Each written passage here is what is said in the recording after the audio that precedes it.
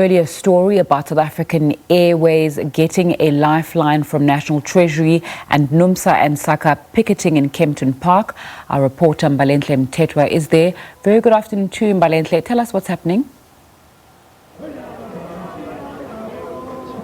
Good afternoon, Nzinga. Yes, indeed, workers have been outside here picketing and just trying to get government to intervene in their plight. We understand that there was that meeting, that creditors meeting that was supposed to sat really at 11 a.m. this morning, and we've gotten the outcome from that meeting.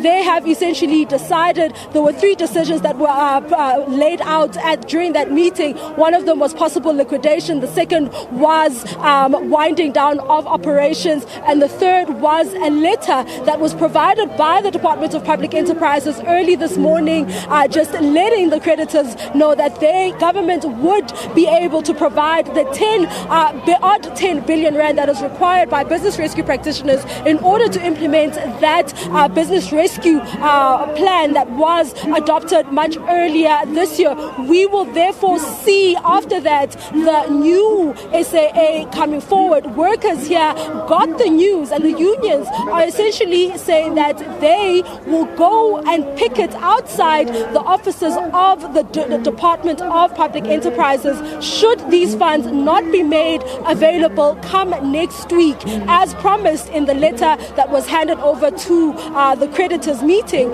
We've also seen a memorandum of demands being handed over to someone from the department, a representative rather, from the Department of Public Enterprises, who came here to meet with the workers who were here to try and call for government and pressure government into making the funds available not only for the business rescue plan but also for the voluntary service packages. We understand that Union, NUMSA and SACA have called on their workers not to sign the voluntary service packages until government has ensured and confirmed that they do have access to those fundings and made those funds available. We've heard them, the union leaders speaking to workers, addressing workers, just calling on government to at least, get rid of the current board, the board that they believe is also responsible for the hollowing out of the of the airline. And they're also saying that they should not be the only ones forced to walk out of this company after working diligently every single day, flying the national carrier every single day and reporting to work every single day. They do feel that the government has let them down in the most inhumane way, and they are essentially saying that, they've vowed to go and picket outside the offices of the Department of Public Enterprises should those funds not be made available. We know that the memorandum of demands that they handed over to the department has a 7-day period which will allow the department to then come back to them and respond to them. But to talk to us a little bit more about what's happened so far and some of the developments that have come out of this meeting, I'm joined by NUMSA's national spokesperson, Phakamile Hlubi-Majola, who's just going to give us a sense of, what do you make of, the outcome of this meeting? Are you pleased as a union? Please talk to us about that. Look, it's going to be too soon for us to get excited because we've been through this before with DPE and government where they've made promises and given us assurances. Leading up to this day, our most recent meeting with the department, which was with the Director General, I think it was last week, they were already also even at that stage telling us that the funding is coming, we shouldn't worry, but they missed the deadline yesterday. So I think for us, this will mean something when there's money in the bank. Until we actually see action, it's going to be very difficult for us to get excited about such news because we've been told this before. And then talk to us about your call to have the current board removed and your projections that if the board is not removed, we might find SAA in a similar position in 2 years from now. Well, absolutely. I think the most important thing here is that if you're talking about a new SAA, then let it be new.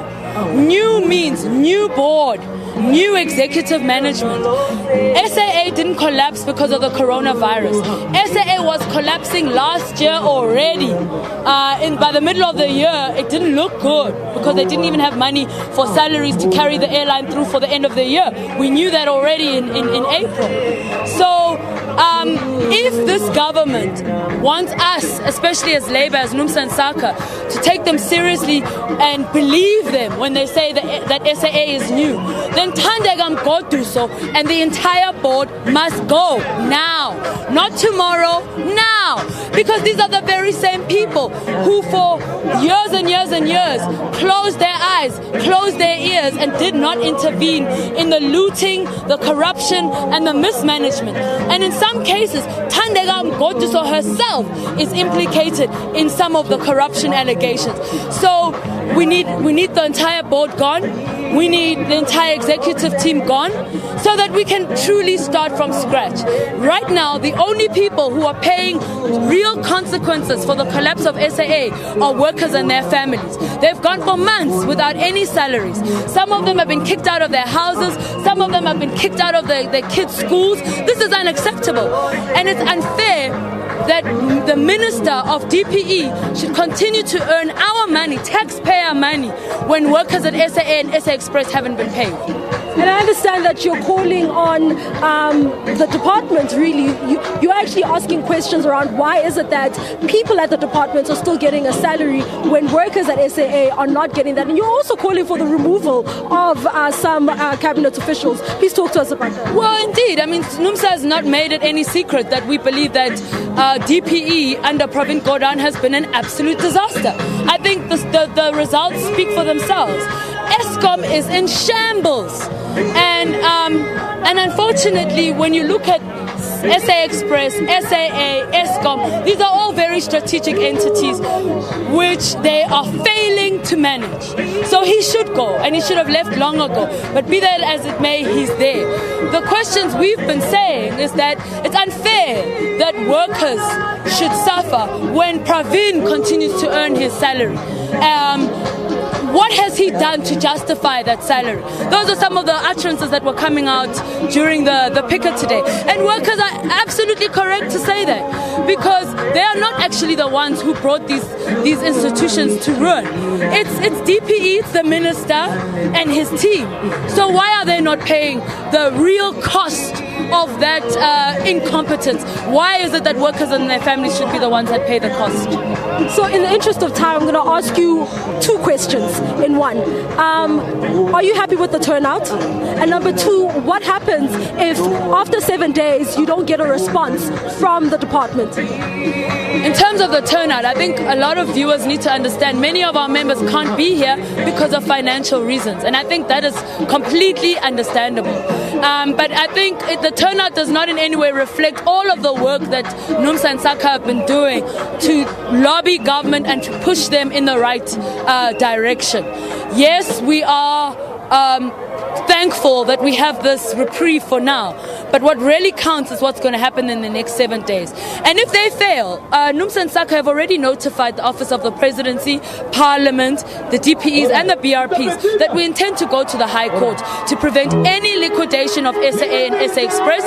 These are SOEs protected by the legislation. They cannot be liquidated, and we will do anything in our power to prevent that.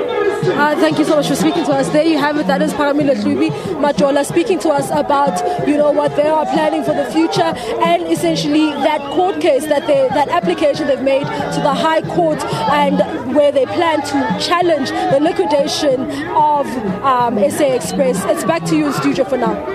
Balente Mtetwa in Kempton Park. I think it's also the first time that I've heard Sister Bettina on a news bulletin. Thanks so much for that update.